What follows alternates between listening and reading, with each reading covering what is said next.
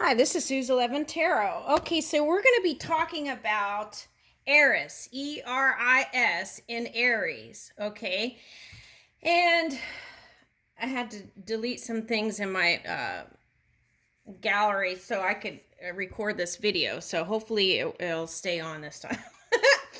Okay, so Eris in Aries. Okay, so I feel like this could potentially be any of these signs up here. Okay, so Eris can be the twin.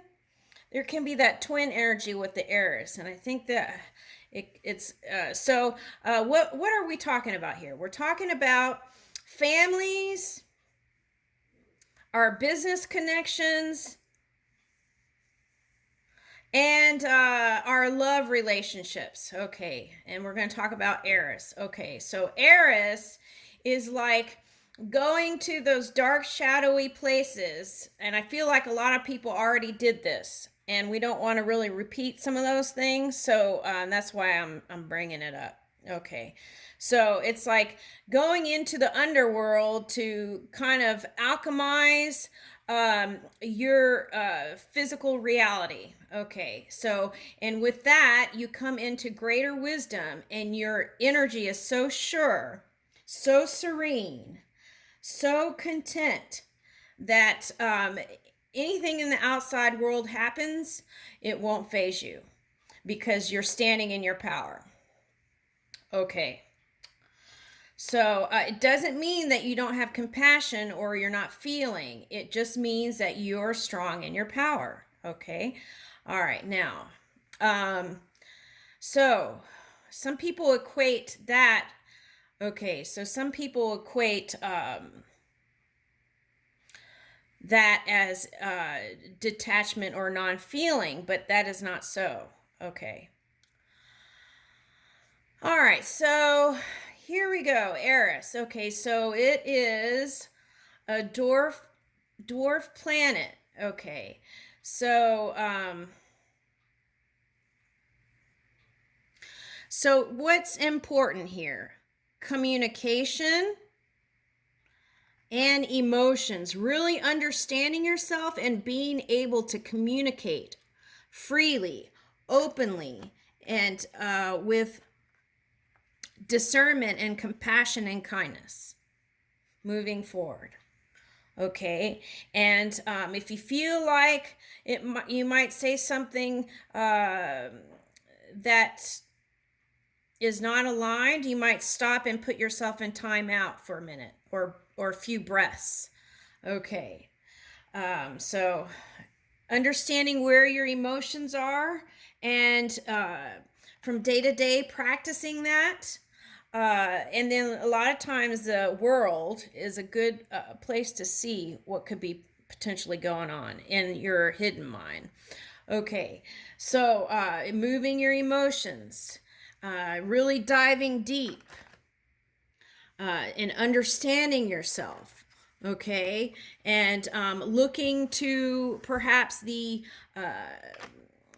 your negative expressions. Okay, and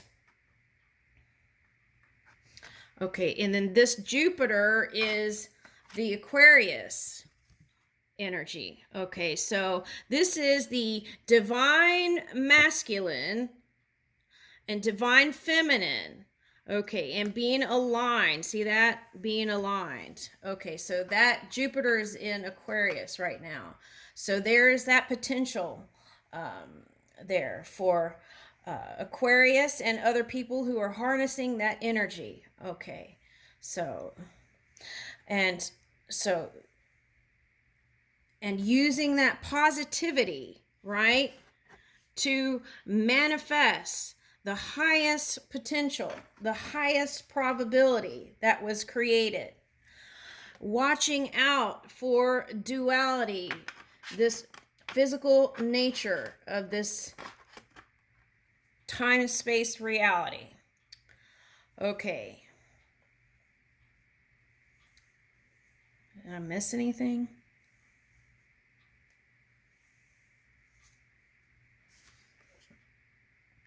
Okay, so a lot of water signs I see kind of use that time in the recent past to kind of go deep diving, to really shore up the energy. Pardon me. Because there are these great aspirations. And in order to really pull that in, there was a need to clear out certain things, okay? And past traumas, past things, to kind of release all that. Okay.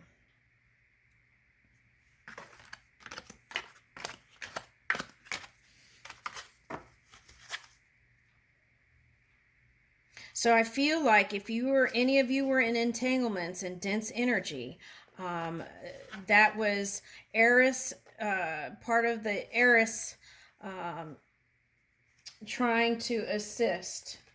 Okay, there.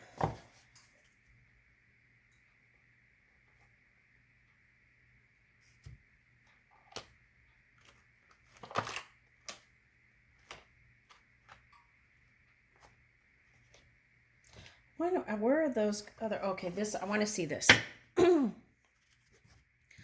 Okay, Eris, let's see what's going on.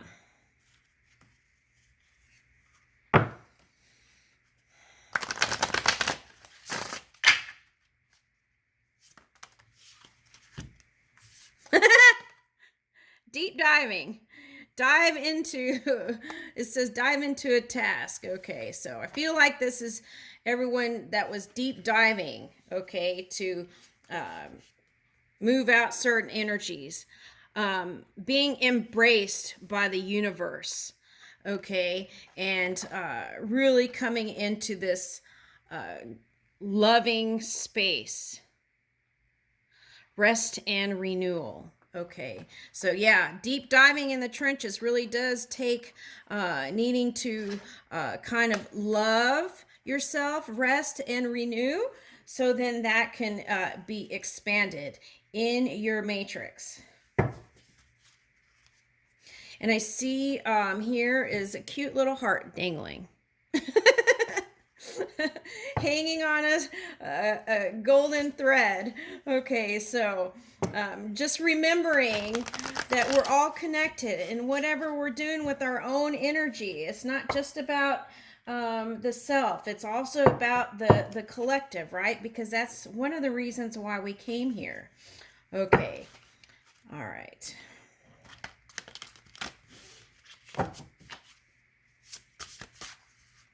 So bringing paradise here, right? Okay, so some felt like that was not possible, so they crossed over, and some renewed their physical apparatus and did a rebirth with the same vessel and felt born again.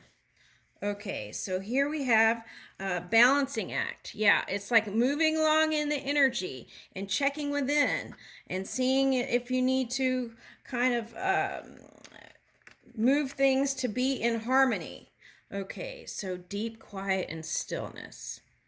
Okay, so this is very important so we can tune into self and the collective. Okay, as we're pulling in what we want to create for ourselves and the bigger picture.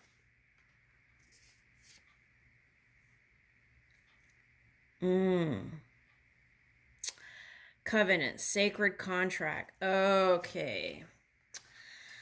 Now this goes into Christianity. If you're a Christian,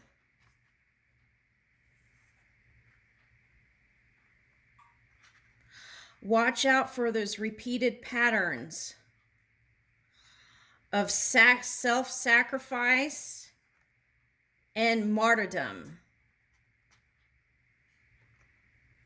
Okay. You don't have to sacrifice your life.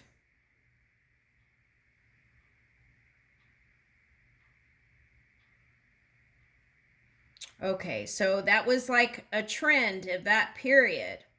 So we don't have to keep repeating that, okay? Because I'm seeing modern versions of that in the now. So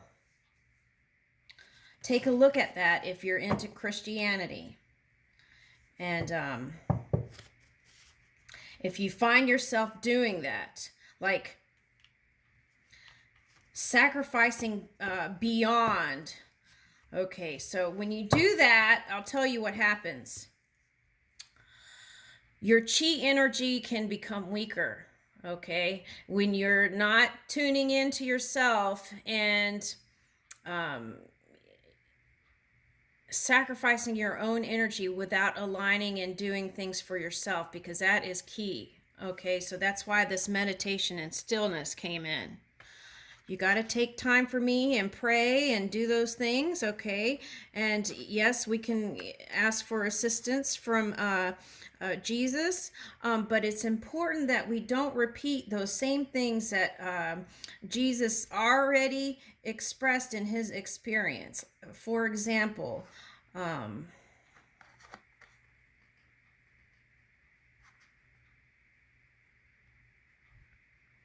right.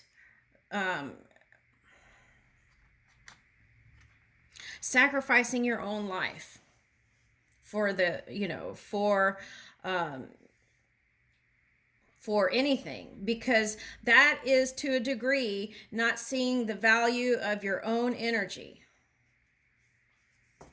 and how hard it was to manifest in the physical, to be the expression that you are in this physical reality. So I just want to let you all know that at any point, if you've had enough, you can always change your contract. That is very important, okay? So we can be in a covenant or a coven or whatever it is, but be firm in your own energy and know when to take the time out to recharge your own batteries, okay? Because that's very key here. Okay. All right, let me go on. Cosmic womb, the divine feminine. Okay. I feel like this is the Aquarian energy that's on the forefront. Okay, so, and then Jupiter showed up as the masculine divine. Okay, so here's the moon maiden, new beginnings. Using that deep dive to come into higher wisdom so that we can shore up our energy and not go there anymore. Okay, releasing the many masks and really coming fully into our energy and expressing through beingness.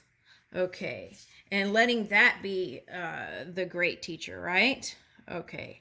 Fortune's wheel, luck and right timing.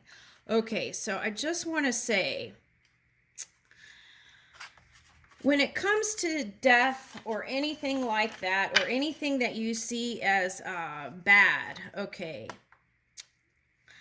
everything is moving in the perfection, even though it seems like it may not at some times. So it's important in those times to get a hold of your emotions and shift them as soon as possible, so that you can turn, it's like a dial, turn the wheel to get the highest expression. Okay, so luck and right timing. Luck is making sure that you understand that you are the light and moving in that light. Okay. And then that manifests, right? Okay.